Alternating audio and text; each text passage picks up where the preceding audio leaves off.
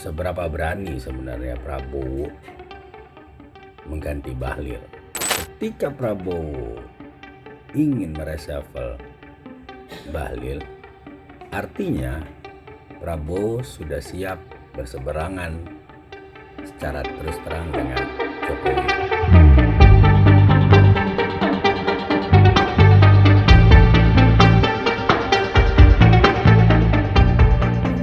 Halo, jumpa lagi dengan Nabel Politik.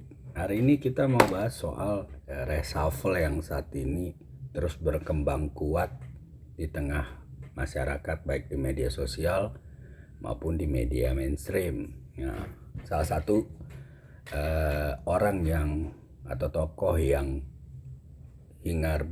sangat hingar-bingar akan diganti atau direkomendasi diganti itu Bahlil, ketua DPR, ketua Golkar, ketua Partai Golkar satu, dan beliau Menteri ESDM.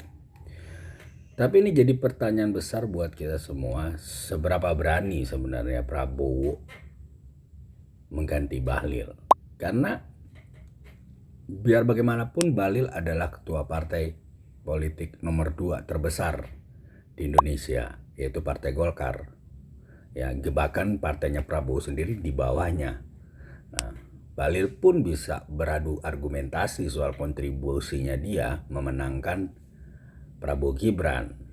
Nah, yang menarik adalah ketika Prabowo ingin mereshuffle Bahlil, artinya Prabowo sudah siap berseberangan secara terus terang dengan Jokowi. Sudah jadi rahasia umum bahwa Bahlil menjadi ketua Golkar di masa pemerintahannya Jokowi, dan ketua Golkar selalu identik dengan orang yang berada di kekuasaan. Artinya ketika Prabowo ingin mereshuffle, maka akan ada peluang juga Bahlil akan direshuffle di Golkar oleh kekuatan penguasa.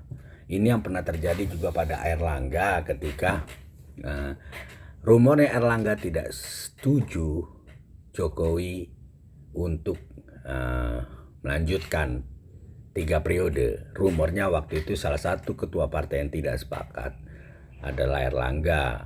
Nah, tidak lama kemudian Airlangga dipanggil Kejaksaan Agung dan kemudian muncullah Bahlil sebagai ketua partai Golkar saat itu. Nah, balik lagi, apakah pergolakan Golkar akan terjadi demikian? Karena Bahlil merupakan ketua partai Golkar produk Jokowi.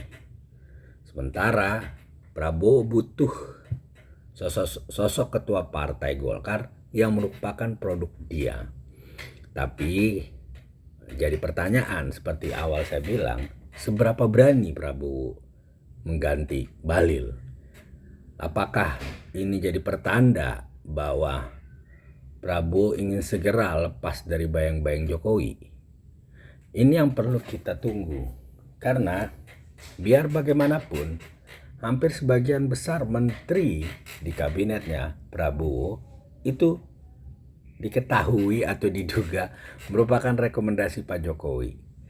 Kita bisa sebut Budi Ari, bahkan mungkin Marwara juga, walaupun dia kader Gerindra, tapi kecenderungan Marwara lebih dekat dengan Jokowi ketimbang Prabowo adalah fakta, karena Marwara merupakan sosok atau tokoh yang selama ini memasang badan untuk Jokowi, baik berhadapan dengan Prabowo 2014 atau berhadapan dengan PDIP saat ini. Lalu kemudian ada Listio, ya kan? Kita lihat bahwa belakangan ini Listio Sigit Kapolri, institusinya sudah mulai downgrade di mata publik. Ada beberapa kejadian seperti di kasus DWP, pemerasan terhadap warga yang menonton DWP, atau masyarakat internasional yang menonton DWP, itu satu. Lalu kemudian terakhir ini ada sosok AKBP yang diduga melakukan pemerasan terhadap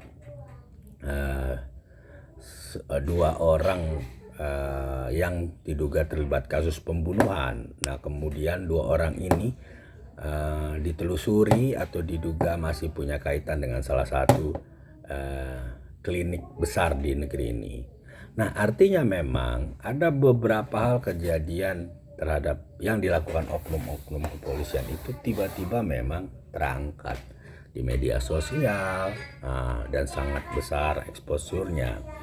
Ini juga bisa mengindikasikan bahwa ada persoalan lagi, ada persoalan kepemimpinan di tangan Pak Listio Sigit yang secara politis atau kecenderungannya bisa menjadi alasan buat Prabowo, bisa menjadi dasar buat Prabowo untuk mengganti Listio Sigit.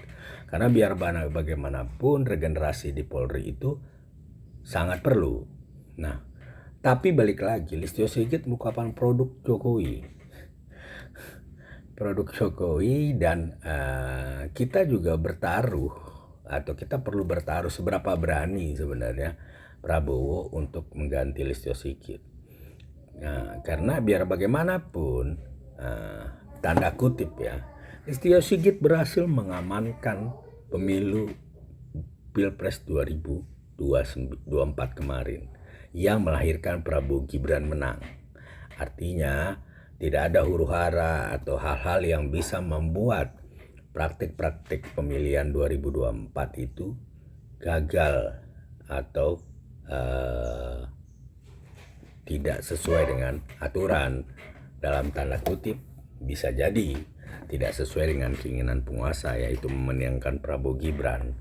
Ya, karena pada saat itu biar bisa kita ketahui sendiri bahwa Jokowi merupakan presiden sementara anaknya merupakan calon wakil presiden.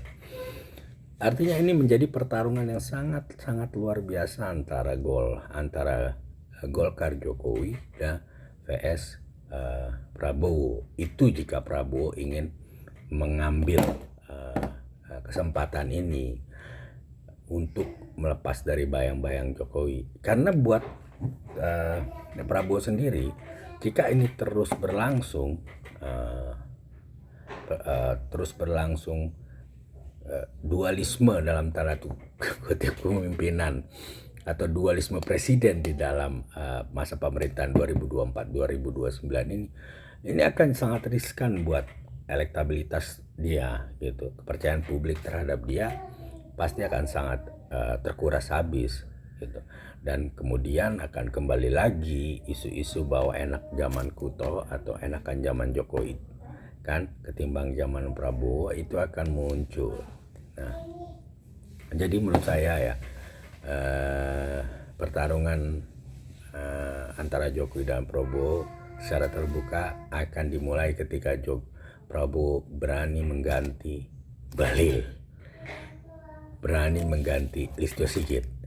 Itu pasti sudah sangat terbuka lebar, dan kita akan lihat seberapa kuat sebenarnya Prabowo dan seberapa kuat sebenarnya Jokowi dalam konteks politik hari ini. Karena jangan pernah, kalau saya melihat kita tidak bisa meremehkan Jokowi untuk kekuatan politiknya, mengingat wapresnya masih anak dia dan masih ada Budi Ari di sana sebagai penjaga bait-bait suci Jokowi, lalu ya termasuk Bahlil.